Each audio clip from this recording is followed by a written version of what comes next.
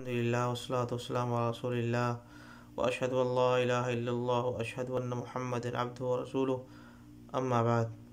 صحیح بخاری و مسلم کی حدیث ہے، اللہ کے نبی علیہ الصلاۃ والسلام نے ارشاد فرمایا کہ ان اللہ ورسولہ حرم بیع الخمر والمیتہ والخنزیر والاسنام، یعنی اللہ تعالیٰ نے اور اس کے رسول نے منع فرمایا ہے یا حرام قرار دیا ہے شراب کے کاروبار سے، مردار، اسی طرح سے خنزیر اور بتوں کے کاروبار سے، یعنی یہ سب چیزیں اسلام میں کیا ہیں؟ بالکل حرام ہیں۔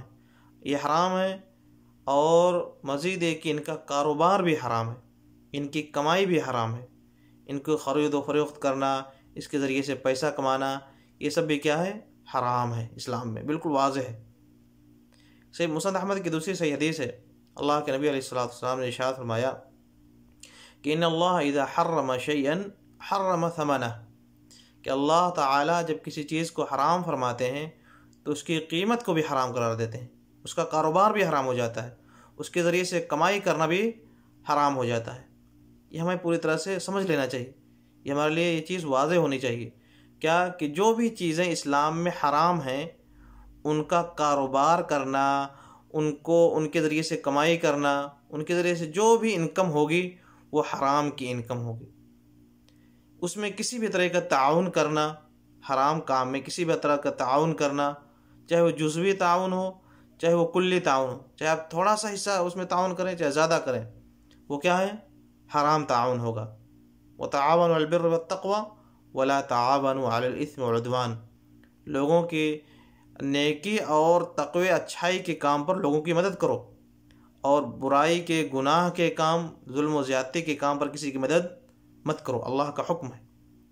اور اگر کوئی شخص کسی غلط کام میں کسی کی ہیلپ کرتا ہے تو اور اس پر اس کو پیسہ ملتا ہے، وہ تو حرام ہوا، اس پر جو پیسہ ملے گا وہ کیا ہوگا؟ حرام کا پیسہ ہوگا، وہ حرام کی کمائی ہوگی۔ اللہ نے جس چیز کو حرام قرار دیا ہے اس کی کمائی بھی حرام قرار دیا ہے، مسند احمد کی صحیح حدیث ہے۔ اس بات کو سمجھ لینے کے بعد ہمیں ان تمام مسئلوں کا اب ہمیں حل معلوم ہو جانا چاہیے۔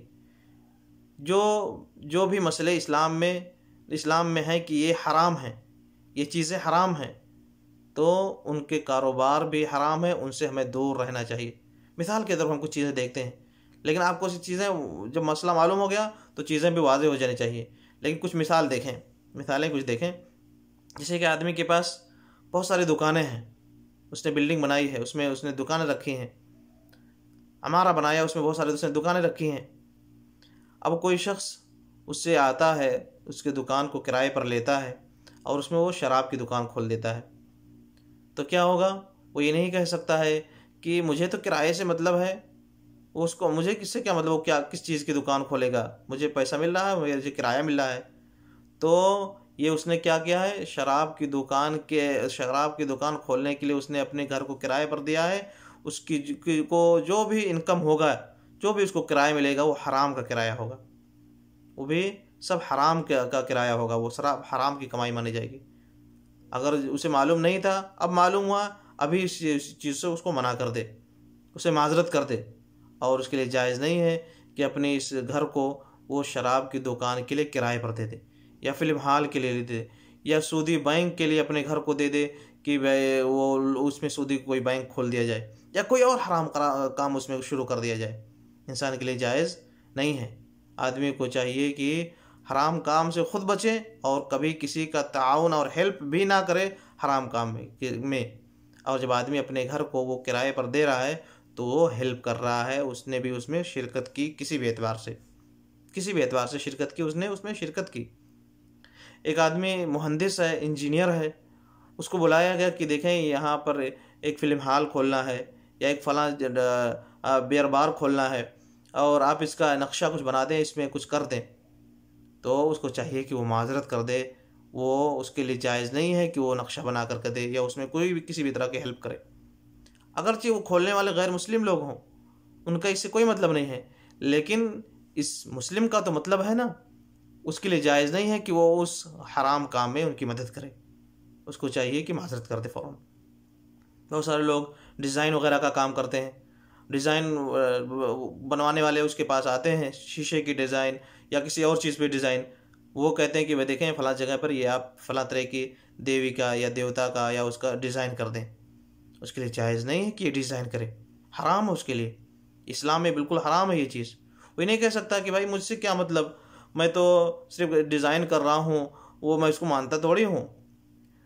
تو یہی کہا جائے گا کہ اگر آپ اس کو مانتے نہیں، صرف ڈیزائن کرتے ہیں تو حرام کر رہے ہیں. اگر ڈیزائن کرنے کے ساتھ مان بھی لیں گے تو کافر ہو جائیں گے.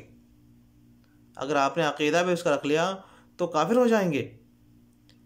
اور عقیدہ نہیں رکھتے، صرف کام کرتے ہیں تو وہ حرام کا کام ہوگا، کافر نہیں ہوں گے. لہذا یہ چیز کیا ہو گئی، یہ حرام کی چیز ہو گئی، تو اس پر اس حرام چیز پر تعاون کرنا، ہیلپ کرنا بھی کیا ہو جائے گا، وہ حرام ہو جائے گا.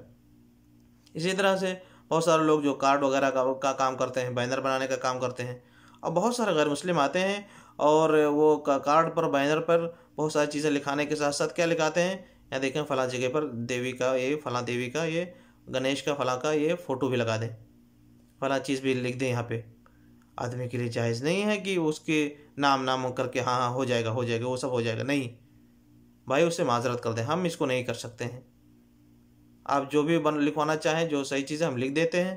آپ اس کو کروانا چاہتے ہیں کسی اور سے کروا لیں، مجھ سے نہیں ہو سکتا ہے. آدمی اس کو سوری کہہ دے، معذرت کر دے.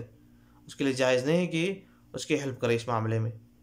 اسی طرح سے اور مثالیں دیکھیں، جیسے ایک آدمی کے پاس گاڑی ہے، اب وہ گاڑی کرائے پر دیتا ہے. اس کی گاڑیاں لوگ کرائے پر لے کر جاتے ہیں. اب اگر اس کو معلوم ہو جائے کوئی شخص آیا ہوا ہے کرائے پر لینے کے لیے، اس کے ذریعے سے وہ کہیں کسی مندر جانا چاہتا ہے پوجا کے لیے، ایودھیا جانا چاہتا ہے، اس کی گاڑی کے ذریعے سے وہ فل کرایہ دے گا.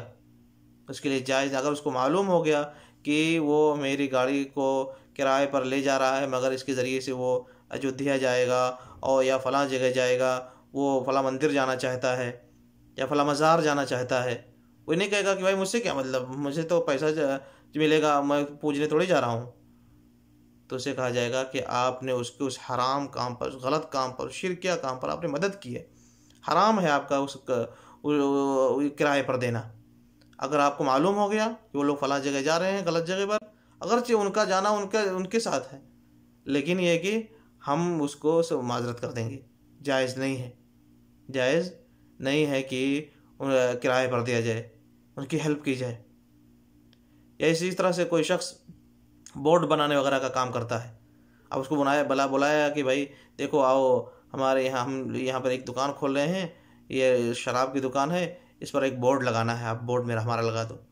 تو آدمی کو چاہیے، اگر اس سے معلوم ہو گیا کہ فلاں چیز کی دکان ہے یا فلاں طرح کا غلط بورڈ لگانا ہے، آدمی کو چاہیے فوراً معذرت کر دے کہ بھائی مجھ سے نہیں ہو سکتا ہے. تو یہ کچھ مثالیں ہیں. اس کے ساتھ ساتھ ہم ساری چیزوں کو کور کر کے رکھے ہیں، سمجھ کے رکھیں، اس مسئلے کو سمجھ لیں.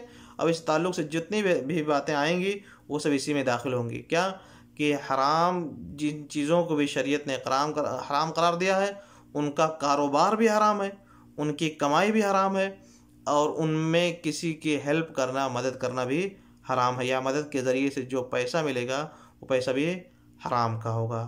لہذا ہمیں اس بات کو سمجھنا چاہیے تاکہ ہم اس مسئلے میں اپنے آپ کو صحیح رکھ سکیں اور حرام کمائی سے اپنے آپ کو بچا سکیں. اگر آدمی اللہ کے واسطے کسی حرام چیز کو چھوڑ دیتا ہے، اللہ تعالیٰ اس کے لیے حلال کمائی اور بہترین کمائی کے دوسرے بہت سارے دروازے کھول دیں گے. روزی کا ذمہ دار تو رب العالمین ہے. ما من دابۃ فی الارض الا علی اللہ رزقها. سب کی روزی کی ذمہ کس کا ہے؟ اللہ کا ہے.